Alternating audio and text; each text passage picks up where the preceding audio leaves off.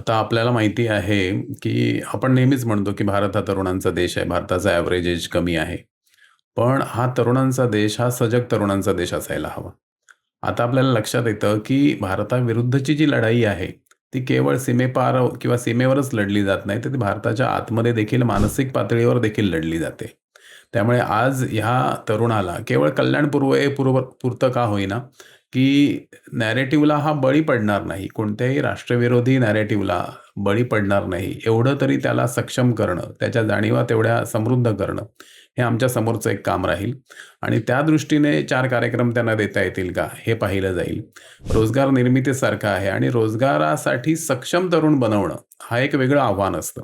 केवळ महाविद्यालयीन शिक्षण झाल्याने रोजगार निर्मितीला आपण सक्षम होत नाही. त्याबरोबरच इतर जे काही स्किल्स त्यांच्या अंगी असायला हवे, त्या दृष्टीने आपल्याला काय करता येतील का? रोजगाराच्या नवीन वाटा त्यांच्यासमोर ठेवता येतील का? हे सगळं पाहावं लागेल. त्या दृष्टीने काही मनामध्ये आहे. पण समिती म्हणून आम्ही निर्णय घेतो. जे सगळे कार्यकर्ते, ज्येष्ठ कार्यकर्ते ह्या एकूण कामाशी जोडले गेलेले आहेत. त्या सर्वांबरोबर बसून सगळ्यांच्या एकमताने जे ठरतं ते आम्ही करतो